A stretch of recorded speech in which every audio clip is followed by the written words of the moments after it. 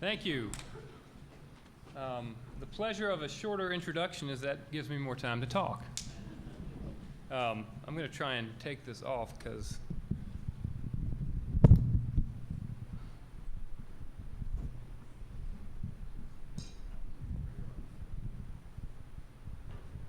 look at that. Okay, we're free. Thank you, President Rood and Provost Gibson and Gary Good and your entire team for putting this together and inviting me. I'm thrilled to be here. Gary said that his task with the new center is to demystify creativity. So what I'd like to do is mystify it for you so that I give his team something to work with over the next year. I have a lot of slides to share with you. I'll try and get through them fast and leave time for questions. So this is, I think, the challenge. Never, ever think outside the box.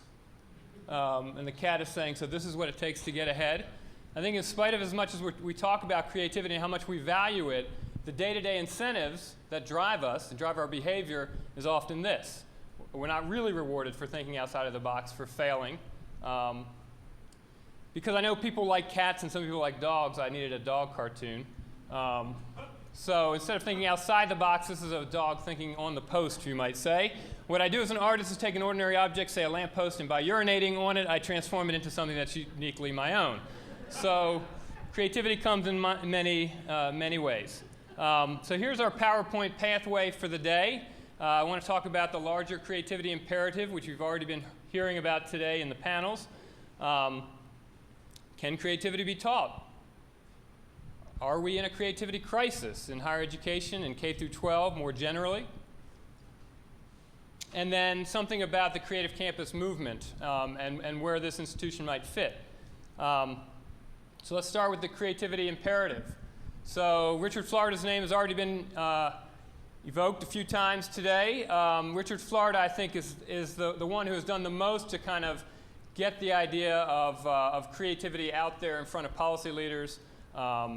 He's talked around the world about the idea of the rise of the creative class and this notion that our industrial economy gave way to an information-based economy, and now we're in sort of a knowledge-based economy where intellectual property is really what drives our economic growth and our competitive advantage, whether nationally or at the city level.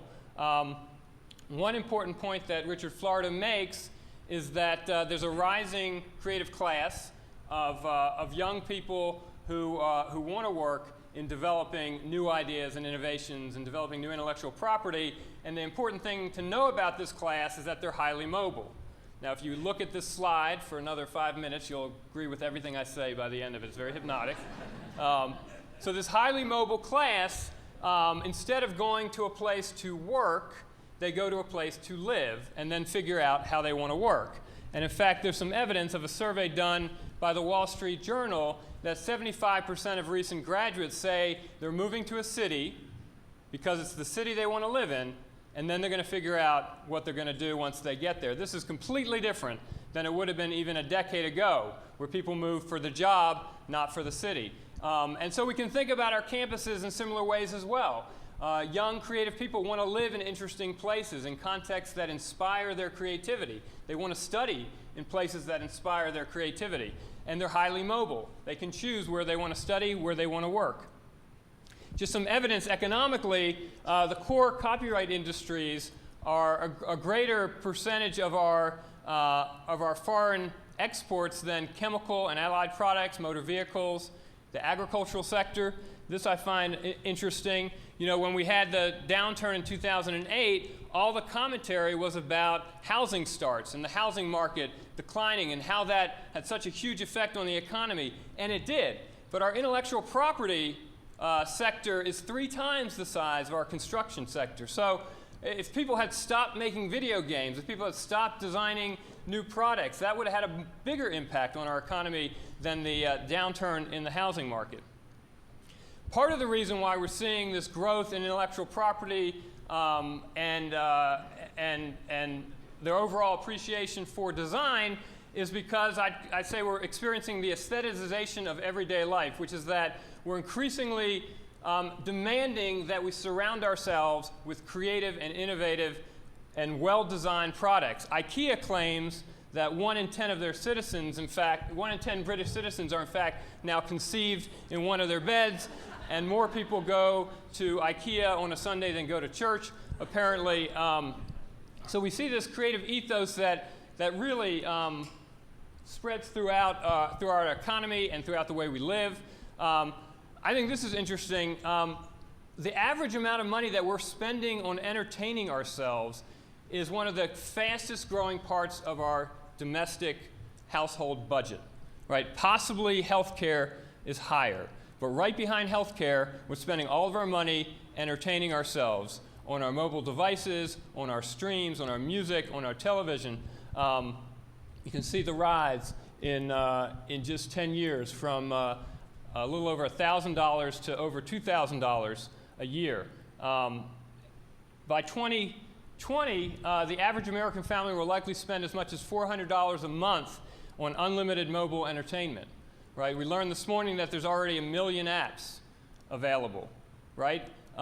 This is how we spend our money. This is how we spend our leisure time, and someone has to produce the content for all that material, right? And that's the creative class. Daniel Pink has argued that the MFA is the new MBA, that this rise in a demand for creative products, for creative designs, requires people that have what he calls high concept and high touch skills. So high concept skills are the ability to abstract out, to make unusual connections, to create innovative new products, the ability to come up with compelling stories and designs. High touch is the ability to make meaningful connections, to tell stories that other people want to hear and listen to write music that connects to people deeply, right? And these are exactly the skills that you get if you're getting a creative education. A recent IBM poll.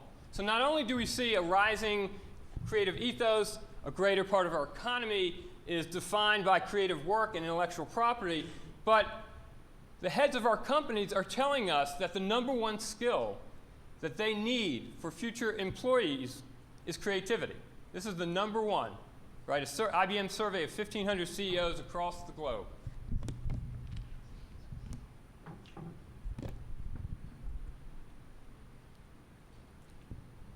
The Department of Education is busy trying to figure out what does this 21st century skill set look like. And again, out of all the task forces, creativity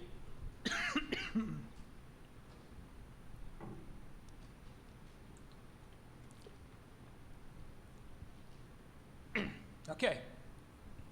I feel like I'm a teenager again. Yeah, my voice hasn't broken since I was 13. Creativity and innovation are one of the skill sets that jump out as critical. And we're going to talk a little bit about what those skills involve.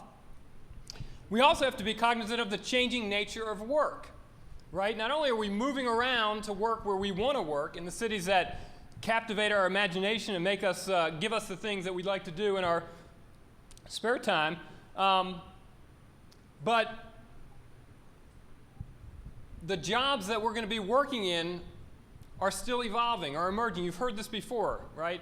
We don't even know. The job you're likely to have in the future is a job that hasn't even been created yet. So Buckminster Fuller, I think, describes this well. Everything that you've learned that seems obvious becomes less obvious. There are no absolutes. There are no straight lines. This is maybe what we used to think career success looked like, right? You start somewhere, you get on a pathway, you work hard, you persist, and you reach your goal. Well, this is what it really looks like now, right? It doesn't look like a straight line. So look at this statistic. 25% of 18 to 44-year-olds will have held 15 or more jobs in that period of their lives. The average number is 11 different jobs. So this is not just the same type of work, but just working for a different company. This is different kinds of work. 1/3 of U.S. workers say they expect to be working in a different job next year. right? So I had a conversation with Robert Coolwich, who is an NPR correspondent. He said, you know, we can't train students for the jobs that they get after college or even the jobs that you want to have. We have to train you for those jobs that you don't even know about yet, which means you need ultimately to be adaptable and flexible and to have a generalized toolkit of skills that you can apply in a diverse set of ways. And evidence for this, right? I mean, it's important for you to choose your major if you're a student and think hard about what you want to study, what activates your mind and heart, right? But it doesn't really matter, right? This is evidence from the recent survey of college graduates. Over half of you, within 3 years, will not be working in a field related to what you studied. And that's as diverse. You might think, okay, that's only true for the arts because artists can't get jobs and they'll end up waiting tables. And that's not related to doing art, although it probably is. But it's true for accounting, right? We think accounting is a linear career. You study accounting, you're going to become an accountant. Well, it turns out most do not. Mechanical engineering, biology, journalism. I like to call this sort of moving from an elf to a fairy economy. I've been advised against this metaphor, but I can't help myself. So the elf economy, right? Stable job, single employer, you know who you're working for? Santa. It's kind of an appropriate metaphor for the season. You have a clear skill set, specialized, a very clear division of labor, right? Everybody plays their part. A fairy economy, how does a fairy work, right? The fairy has to be ready, contingent, to do whatever job they're called to do, right? And they have to have a broad and diverse skill set, and the fairy has to be mobile, willing to go where they're needed, work for whomever needs you. So that kind of economy requires not only a certain set of skills, but also a disposition. And it turns out that people who are creative have a couple attributes that really matter. One, they're open to new experiences. Two, and this is all what the research has found, they're better able to handle stress and to overcome life's obstacles. They're more confident in their ability to succeed, regardless of the circumstance. And probably the most important is they're more accepting of ambiguity. Right? They don't close down when they're dealt with a situation where there's no clear solution. They actually thrive in that kind of situation. So the economy, right, needs creativity. It's driven by creativity. And our students are themselves increasingly see themselves as creative, right? Media-driven, digitally savvy, right? Our students arrive here wanting to get under the hood and learn how to take things apart, remix them, mashups, highly expressive. Here's some evidence of how important creativity is in our students' lives. This is a national study I did of double majors, but one of the questions we asked was how important creativity is alongside a whole set of other skills that they think they ought to learn in college. And 84% of them said that thinking creatively was important or very important. So more said that than they thought learning quantitative skills, like math. 92% said that it's very important to find a career that allows them to be creative. And you see, this is high school students. This is an MIT Lemelson survey. The arts show up as a primary career goal for young people, higher than business, science, engineering.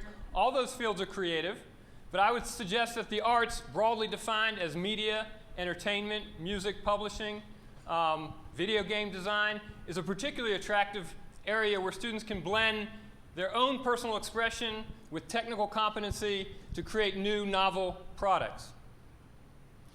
We also see a huge rise in the number of people actually studying the arts in our colleges and universities. From 1998 to 2008, we went from 79,000 graduates in the visual and performing arts to 120,000 graduates. That's a huge increase. Again, this is just evidence that I think young people see creativity as a real opportunity for them in their lives and are beginning to commit themselves to studying and seeking out careers. And just the amount of creativity that young people are doing online. This is actually an old study, so these numbers are going to be even higher, but they're pretty remarkable. 26.8% of college students surveyed said they actually create their own music and post it online, right? This is not posting music that other people have made. This is creating and adapting their own music and sharing it. Over a fifth have written fiction or poetry and shared that online. Again, almost 20% have done some kind of visual arts and shared that online. This is a very highly expressive creative generation. Okay, so now what about assessing creativity? Can we actually teach it? And if we can teach it, can we assess it? Do we know when we see it? So let's get a definition down here.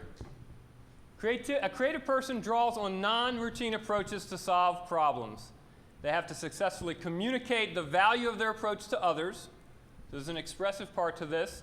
And then they have to mobilize resources to realize their idea in some appropriate form that has value to others. If that's too complicated for you, my 10-year-old gave me this definition. Creativity is not listening. First I said, yes, and then I said, no.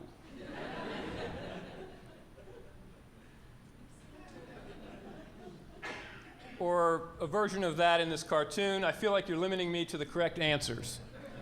Right? I think that's actually a deeply important commentary on the challenges we face in education. So can creativity be measured? Well, it turns out it can be, and we have now 4 decades of people developing instruments that are both valid and reliable. Robert Sternberg, former president of the University of Wyoming, a renowned psychologist, has created something called the Rainbow Project, which has sort of taken the best of all the different creativity assessments and started to see how well it is as a predictor of college success. And it turns out that doing well on a creativity test is a much better predictor of your academic success than SAT or GPA. The Torrance test, which is one of the early creativity tests, and we've been able to track about 300,000 young people that were tested early in their lives, and we've gotten to see sort of what happens to them over their lives. That test is 3 times more likely to predict adult achievement than IQ. Okay, so here's an example from a creativity test. We do something called the uses test, where you give someone, a pencil or a brick and say, generate as many things as you can think of to use for this. Or tell me a story about these objects. So here's an example from a colleague of mine at Vanderbilt who gave this to some students in her study. And what she's interested in is what she calls a schizoid typical personality.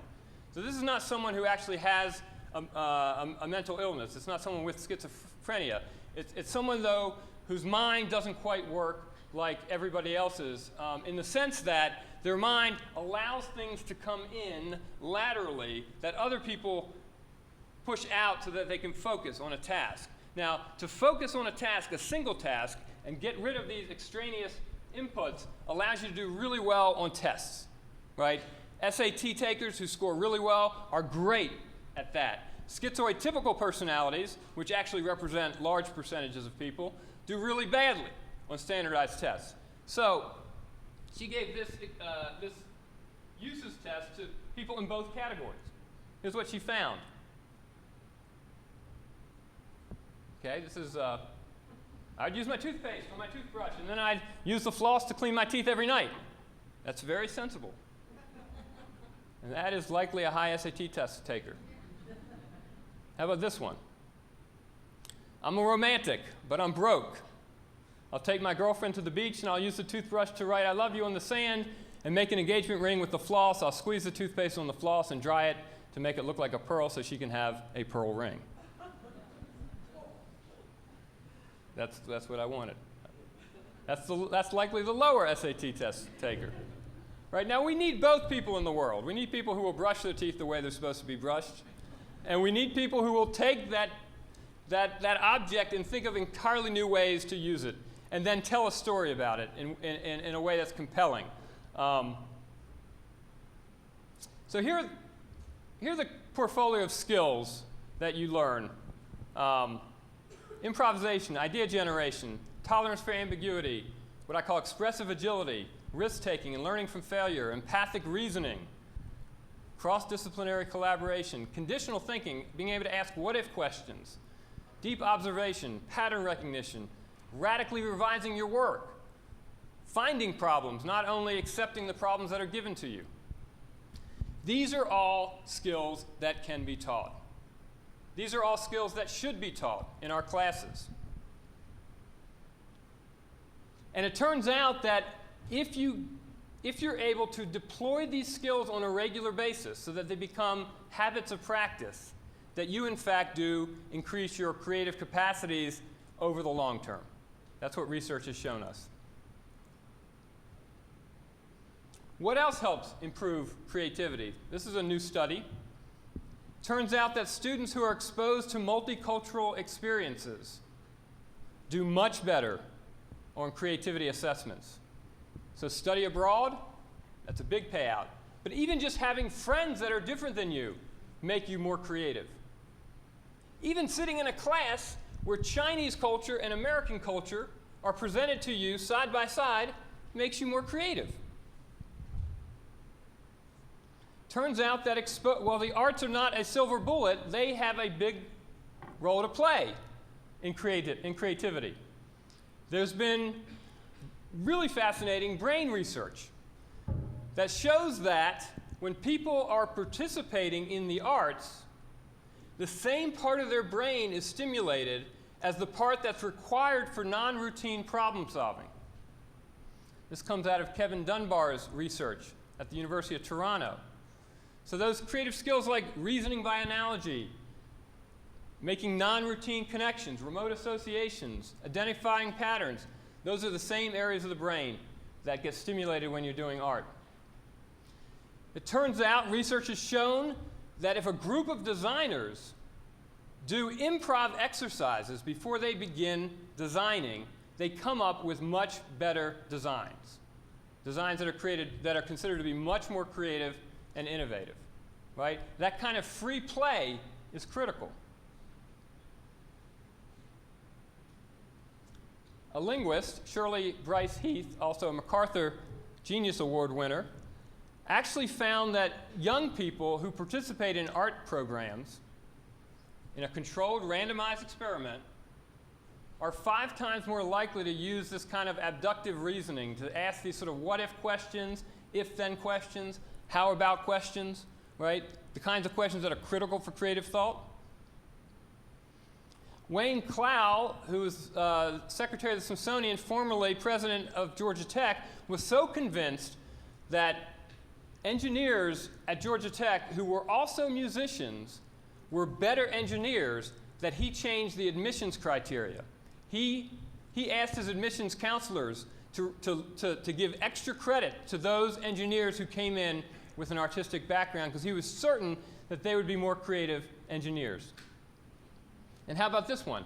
Nobel Prize science winners are 15 to 25 times more likely than average scientists, those that do not win the Nobel Prize, to participate in the arts as adults.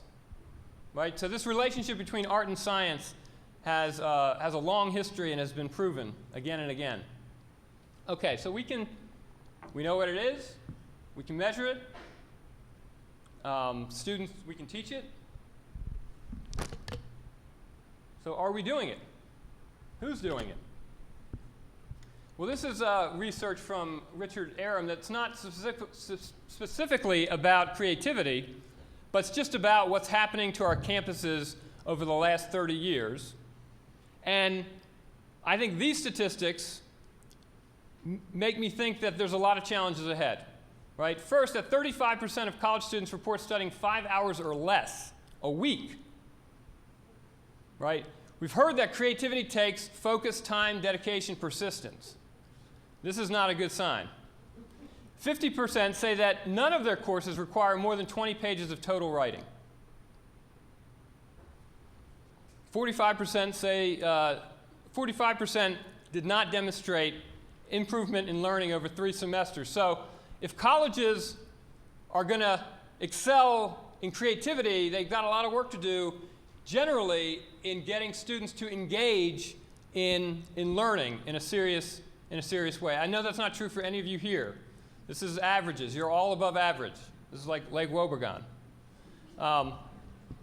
In my national study of double majors, right, 37% of students said that their coursework does not allow them to be creative. 67% say their classwork is not intellectually playful. What are we doing? 70% said they're not allowed to take assignments in a different direction.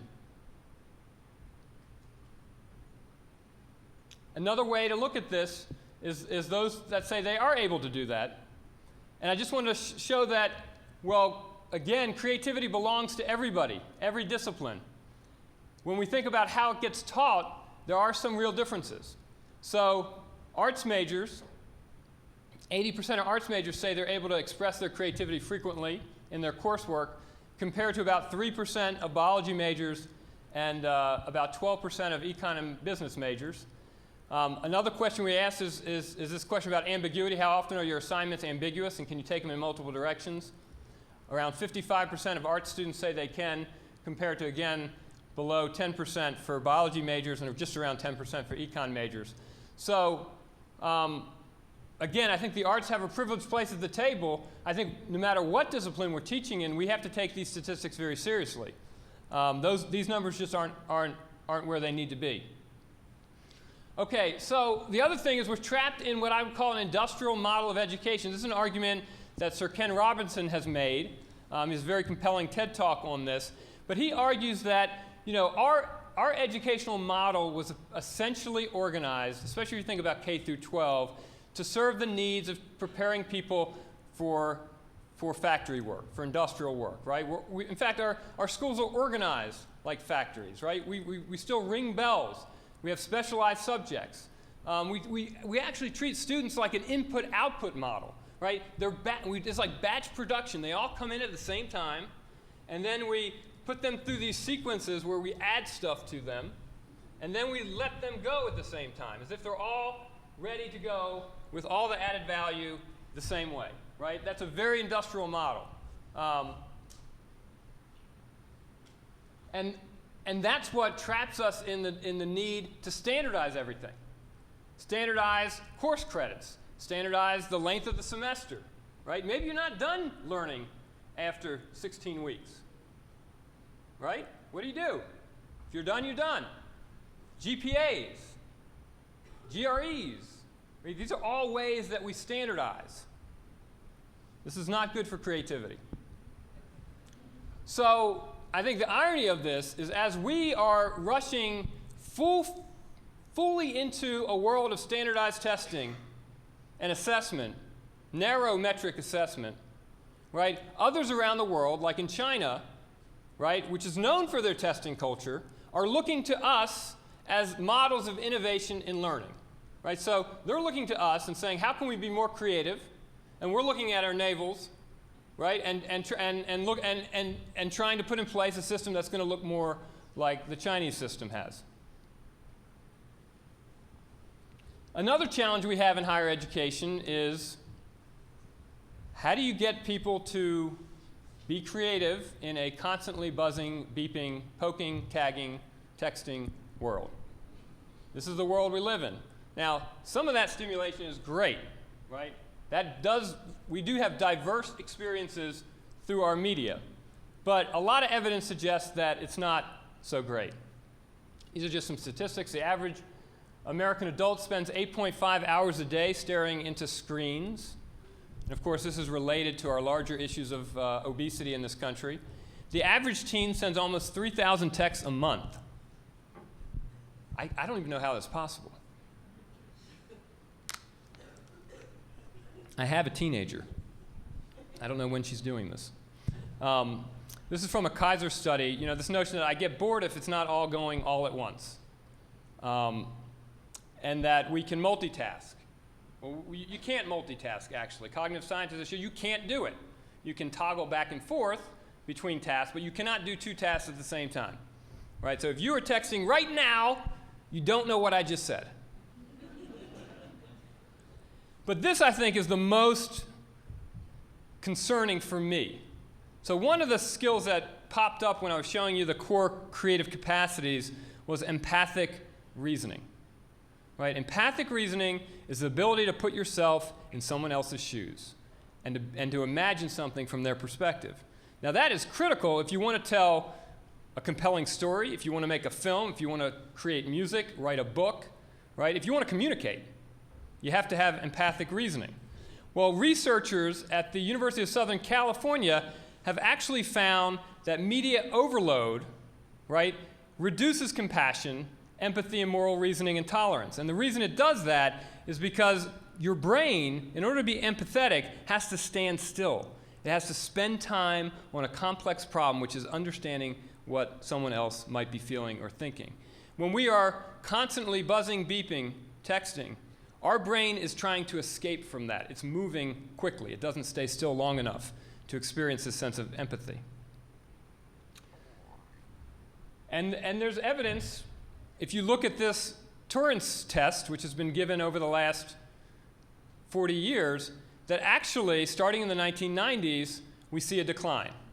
So IQ tests have gone up every year, right? We generally become smarter based on the way we measure intelligence as a population every year, right? And that was true for creativity as well until the 1990s, right? And people aren't exactly sure what the reasoning is, right? If this has something to do with how our schools have changed with the role of media and television in our lives, but this is the finding. So we have this creative imperative. We have students that are demanding creativity. We have the universities that kind of sit in the middle and are probably not doing what they need to. In fact, sometimes you think if we just got out of the way, then these students who are already highly creative could connect with these employers that demand creativity. We, in fact, in education, not only K through 12, but in higher education, ask students to leave their creativity at the doorstep when they come into our classrooms for the most part. We don't engage them in the very core skills that they care most about and that they are competent in.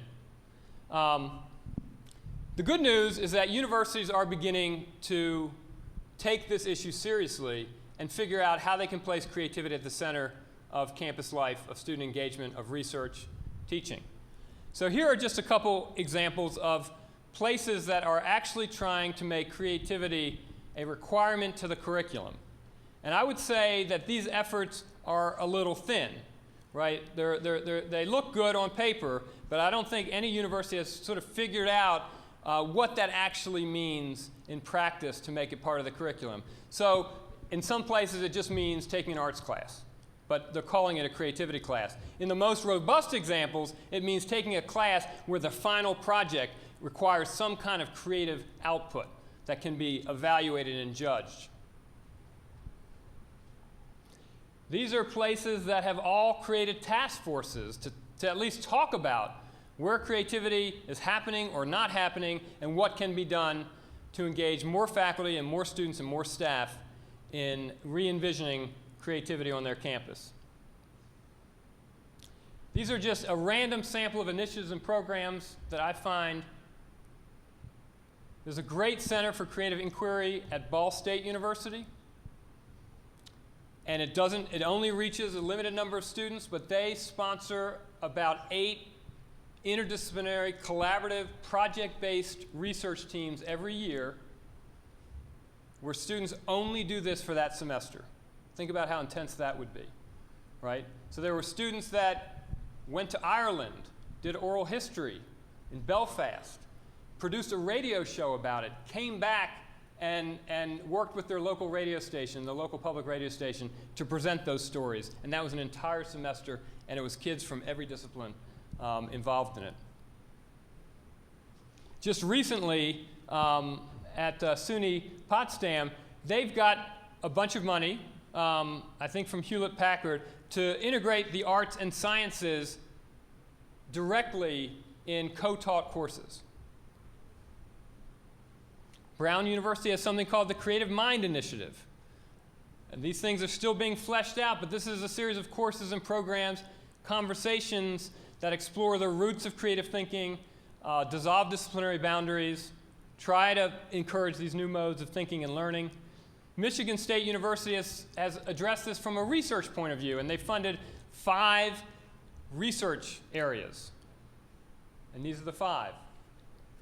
And these 5 obviously align with the interests of their faculty. So again, to figure out who you are as a creative campus, you probably have to first map your creative assets and map sort of where people's initial interests lie. Oklahoma State University, where Robert Sternberg used to be as provost, has had a creativity initiative over the last few years.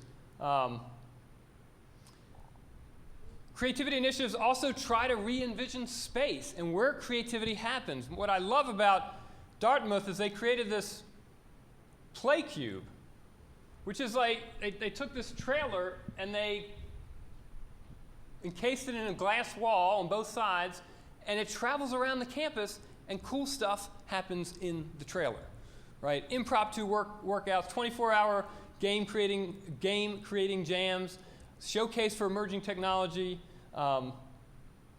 Very cool. At Vanderbilt, we have something called it's our Curb Center for Creative Enterprise and Public Leadership. Mike Curb is a record executive that endowed this program, and it has a couple components that I think are quite unique. We have something called the Curb Scholars. This is the first creativity scholarship in the country.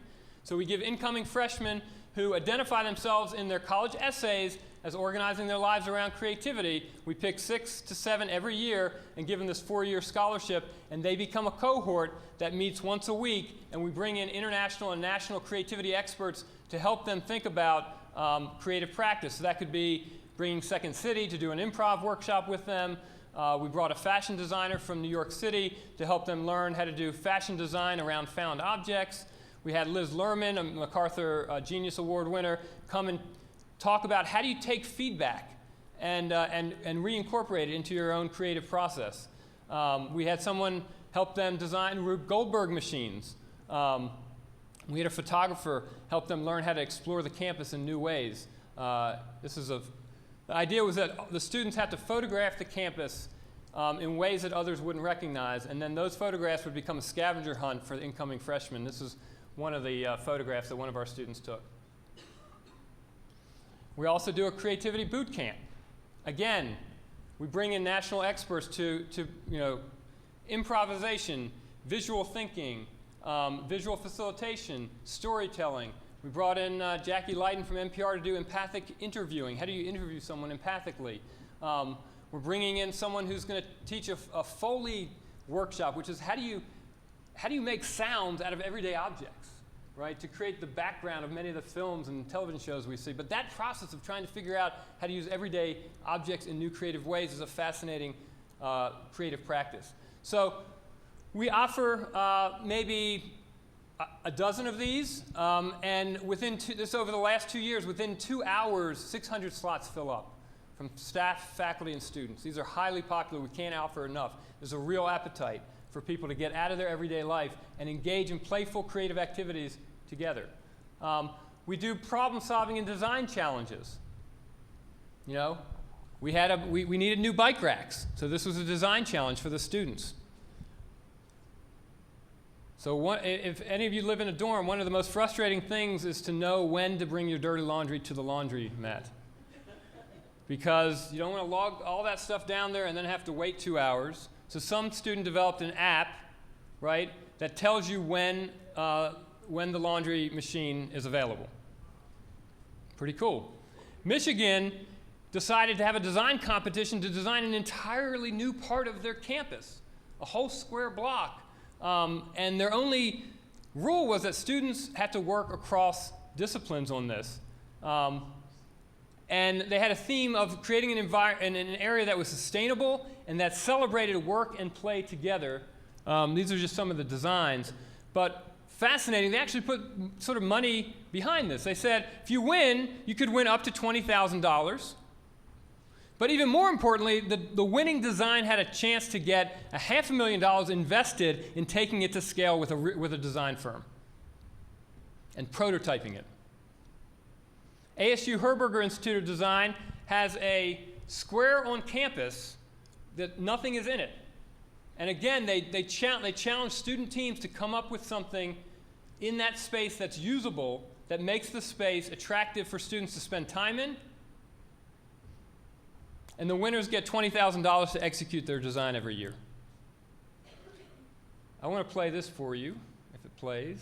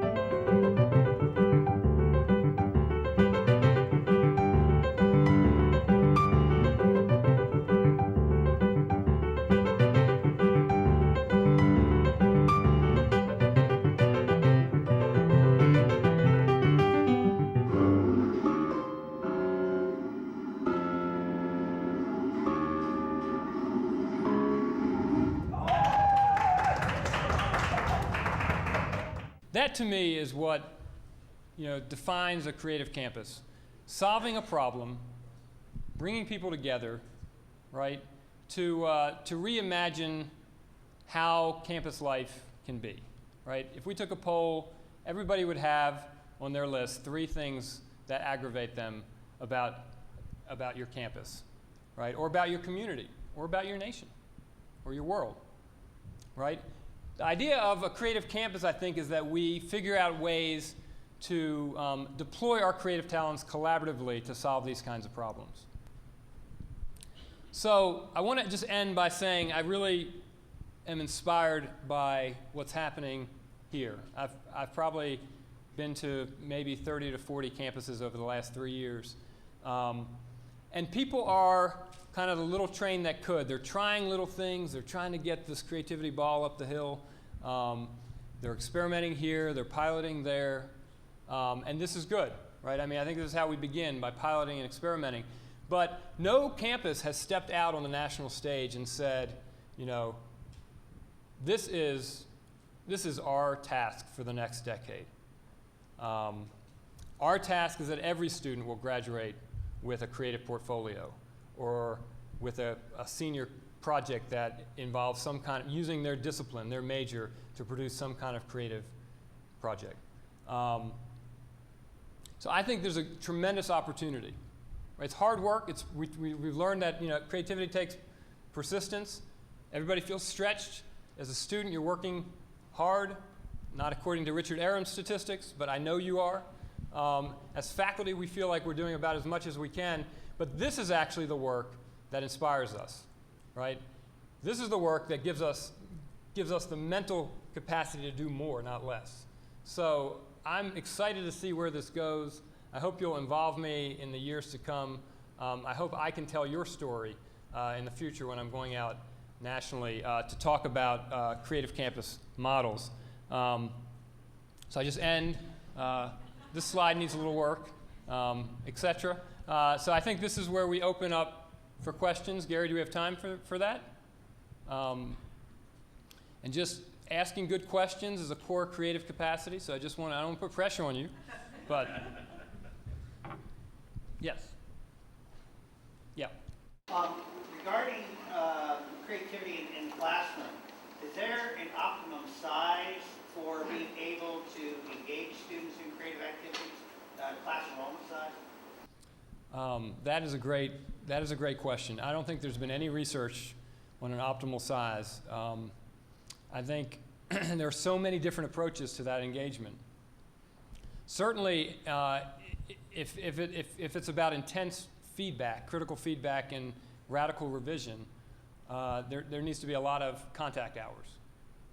And there needs to be a class that can actually sit around and critique one another's work in that way. So a large class wouldn't be possible. But I think there are lots of things that can be done with new technologies, with breaking the class up into smaller units. So, there's not an optimal size. I mean, there's some research on the optimal organizational size for creativity. I think Malcolm Gladwell might write about this, that, when companies get to a certain size, they need to divide, create new buildings. And I think the optimal size is under 125 people working in one physical setting. And part of that is because of that creativity also requires some sense of intimacy and trust and familiarity. So you want it to be big enough that there's diversity, but small enough that that you see people on a regular basis, and that some of those serendipitous encounters you might have with people in a classroom or an organization can be repeated, and that requires some smaller scale. But I think scale is a question. I think obviously I think smaller liberal arts colleges have have some nimbleness that Ohio State University, for example, doesn't have. But I think a place of this size has, I think, in some ways, the best of both worlds. It can create a very intimate environment, but also has this great diversity of faculty and great diversity of programs to draw from. So that's a great question about size, though. Yes? And you cited some research which talks about the needs of future workforce and what companies and employers are looking for, and talk about the need for creativity. But when I look at that research, I also see employers talking about the need to hire people with critical thinking skills, who are analytical, who can solve problems, who can make decisions. So isn't the better argument that we need to develop our students' thinking skills, among which is creative thinking? Yeah, absolutely. I mean, solving problems, and I would say in sort of non-routine problem solving, which the argument is increasingly problems will require that kind of thinking, requires both. In fact, the creative process toggles back and forth between the generation of ideas, making remote associations, trying to be expansive, and then synthesizing, consolidating, making good choices among those alternatives, figuring out how do you evaluate them once you've made them. But then you go back to then you evaluate, and you have to go back to the creative part because it's not working exactly as you thought. The physical world or the organizational world is not responding to your idea the way you hoped, and then you have to go through a process of revision. And so it's both. I think critical thinking, though, is something that we've already been talking a lot about. And I think you're right. It's really the marriage of those two capacities. And if you actually drew out what are the core skills in both, I think it would look like a Venn diagram. There's probably a set that would be in both camps. And then there are some things that are unique to creativity and some things I think that are unique to critical thinking. But yeah, I mean, ultimately what we want is robust thinkers. But robust thinking in the future will require more of these sort of high concept, high design abilities, which if combined with the critical thinking that we already think we do pretty good at, makes a very powerful future thinker, worker, citizen, others. Yes?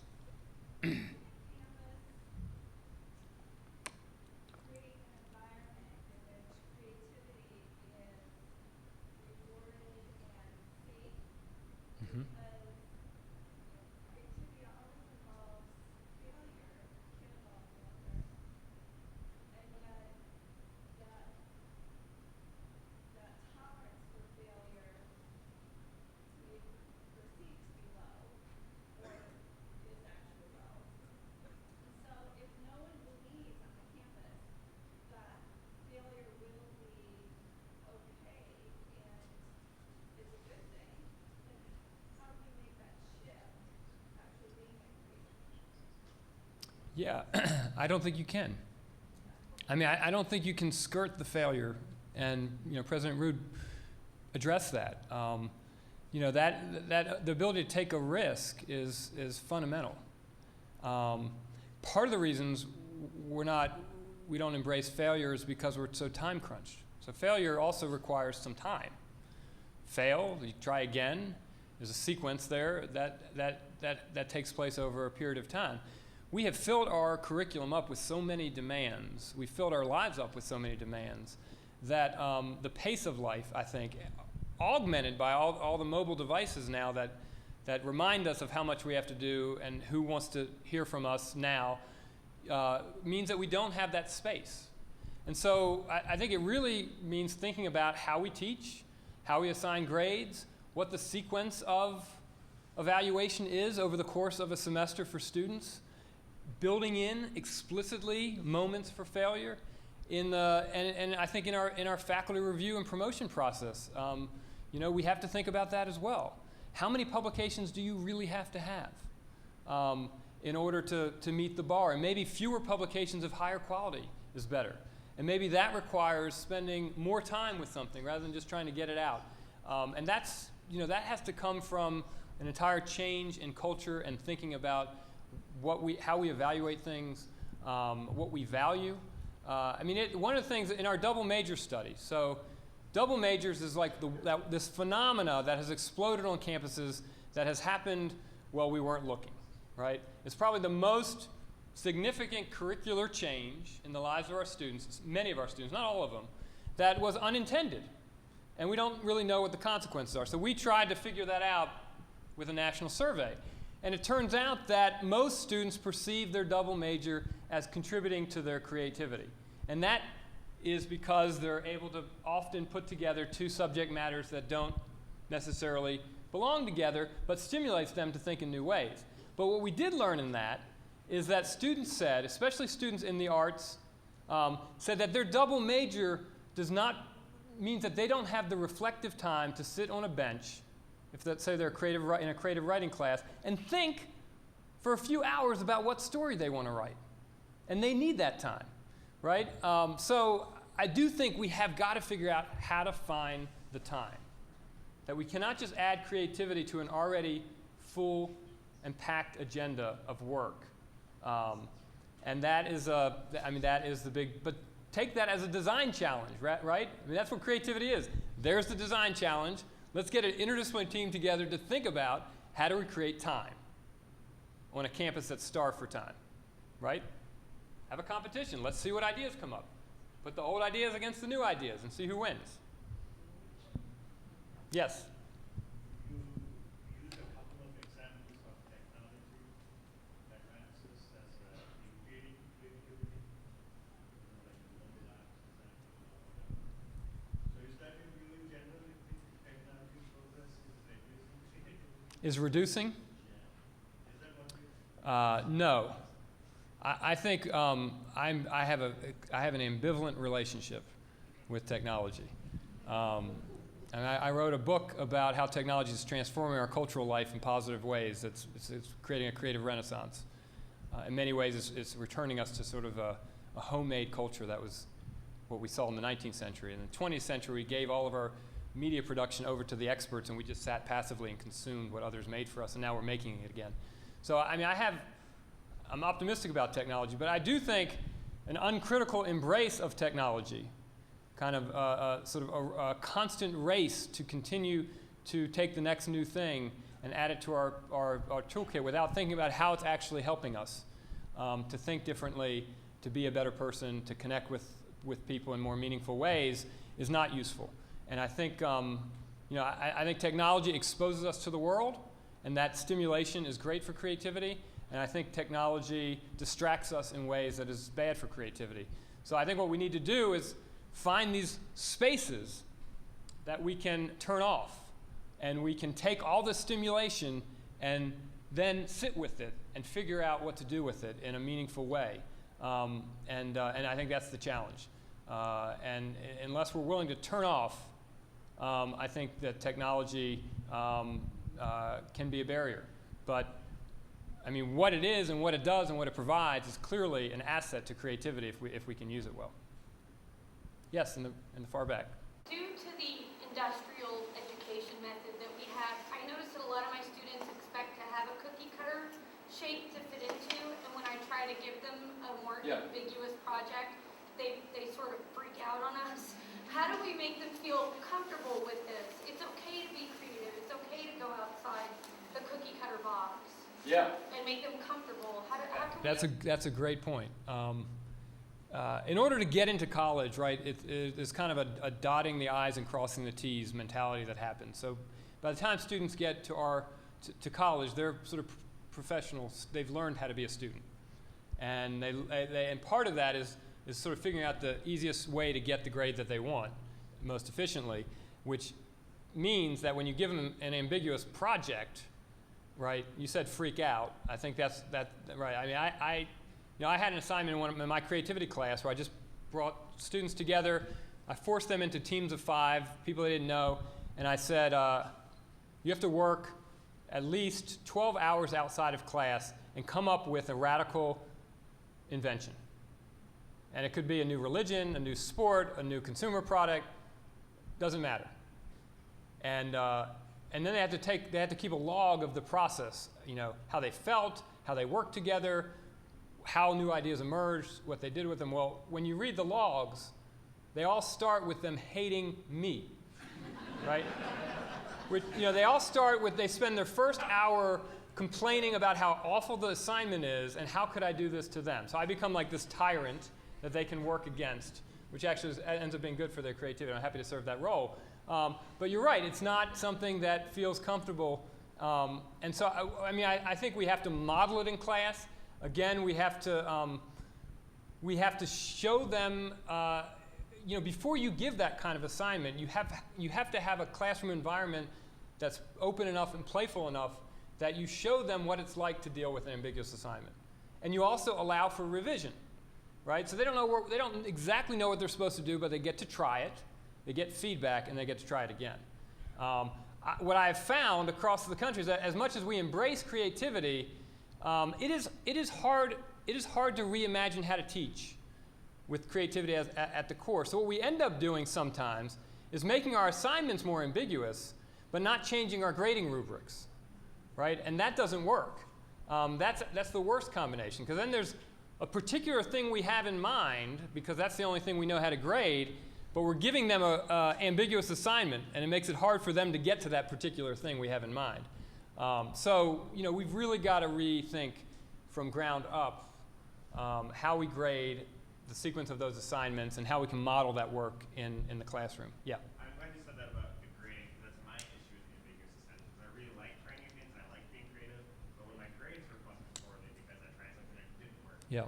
that makes me nervous, because that class, that type of culture may be appropriate, but it's not really common outside of the classroom. It's not really an institutional thing that's common or a societal thing. So what steps can you and I do as a university to maybe make you and I maybe more of that atmosphere that fosters creativity, and then higher education in general? Okay, so the question was the role of grades and how that has a dampening effect, that as much as you want to be creative, you worry about your grade, and then what can you and I do? And I heard that as you and I, but now I got it. It's you and I. Do to change that? And that's a great question. I mean, grading is nobody likes it. It doesn't. I mean, teachers don't like to give grades. You might think we like it. We don't like it. You don't like to get grades. It is a suboptimal solution, right? We don't have another one. Again, I posit that as a design challenge. What can be done to, if we can't replace grading, to at least align the way we grade with the things we value more, and make sure you know what that is, so you're not, your assignment may be ambiguous, but the value proposition is not. You know what we value. And often it's about the process more than the outcome, and I think that's something that we can change, right? So we can grade your process, right, and make you reflect on your process rather than grading your final outcome. right? Getting the correct answer. That doesn't necessarily have to be the end result, right? But if I can see that you worked through the puzzle, that you did all the pieces of the creative process to get there, that you were diligent and rigorous in the way you thought about it, right? Then, you get an A. It's hard. My first art class in college, I was an artist all my life.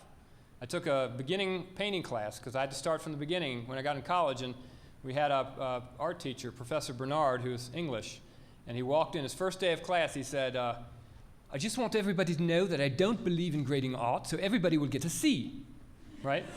So that's the other alternative, right? Well, you could just get a C, and then you wouldn't have to worry about it. But we don't want to get C's, right? I mean, we're not comfortable with that. We live in a world that expects A's, demands A's, is highly competitive, right? So we got to figure this out, right? We can't just give C's. We can't just not give grades. But I think we can focus on process more than outcome. Yes, in the back.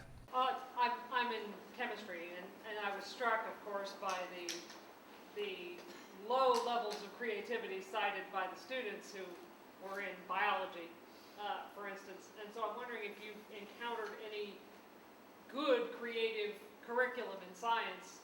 I mean, I have something in mind, but I just wondered what you've encountered as you go around the country for creative science curriculum. I mean, I know more about creative science curriculum that engages arts integration into science. So, science teachers that work with choreographers to embody the movement of cells in their class and use that kind of kinetic knowledge, say that students learn the material better than if they were just reading it. So, I think there are great opportunities both ways for arts classes to gain from the scientific approach and for science classes to gain from the way artists approach pedagogy and research. So there's many examples of really great collaborations between scientists and artists that I think really engage the class in new ways. I think we should look at that. Do you have anything you want to share? Well, I was just thinking, an actual practicing research scientist it has to be very creative. Absolutely. Because you have to come up with a new way to find something that no one has found before. And so without necessarily involving a connection to another discipline, you have to be able to teach that creative process. There's a thing we use in our general chemistry called science writing heuristic, which is really a way of running the laboratory that makes the students in charge of the experiment. Instead of the instructor telling the students, here's what you're going to do, right. The students develop the questions that they want to answer and then how to run that experiment. So it's more of a inquiry-based kind of classroom. And I think that stimulates their creativity. They hate it. Right. I will tell you, they're expecting the cookbook approach. Yeah. But they eventually like it. But initially they hate it. Yeah. Just following up on that, I was wondering how much of that is a vocabulary issue. Yeah. I mean, is it just that people don't associate the word creativity with science? Because, like Shoshana said, obviously, I think everyone in this room knows that in designing experiments, scientists are extremely creative in terms of trying to solve those problems. And one of the questions earlier talked about critical thinking skills and problem solving. Well, problem solving strikes me as fundamentally creative in nature. So, I'm wondering to what extent survey results like that just reflect a vocabulary issue where certain people don't identify the word creativity with what they do. Yeah, that yes and no. The yes is that I think you're right, that the word creativity signals different things, and I think an art student is more likely to see themselves that way. But we asked a whole bunch of other questions that are like, how often can you take an assignment in a different direction? How often can you make a connection between unrelated course material? How often does something you do, how often is something intellectually playful? How often does an assignment let you develop your curiosity and let you go deeper? So those are questions that are a little less loaded. And so I think that, I'm not a scientist. I'm a social scientist. But there's no question that science requires that, and science at the highest levels, the graduate level and beyond. The question is what's happening in the classroom and how do students perceive that? I think that's what we're getting reflected here in some of the survey results.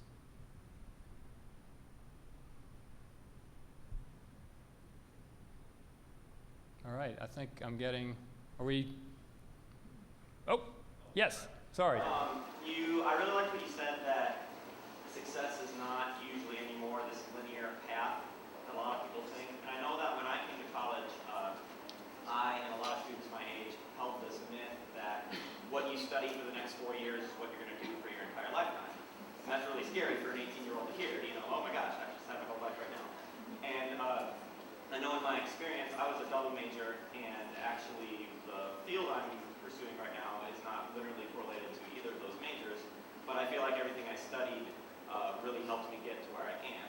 And so my question is there, in your opinion, any way that colleges can cultivate that interdisciplinary thinking and approach to what they study and how it applies to a career? I think there are, there's two ways I have in mind in particular. One is that because there are a fair amount of students that are double majoring, those students are, in fact, the cross-pollinators, right? So if I was teaching a class in sociology, I may have 2 or 3 film study majors in my class. I need to ask them to think about whatever problem we're dealing with from their other disciplinary lens, right? That's a great opportunity that we hardly ever avail ourselves of, to recognize that our students themselves bring a cross-disciplinary knowledge into our classrooms, and that doesn't cost anything, right? To ask them to bring that perspective forward in class discussion or in approaching problems. I think the other thing is it's really important to think about the narrative you tell yourself about who you are, what skills you have, what motivates you.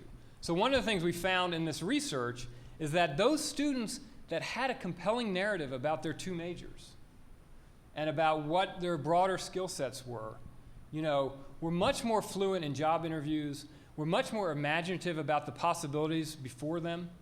And that requires, forcing students to do more reflective work about what they're learning, what skills they have, and how they can apply those skills in diverse ways.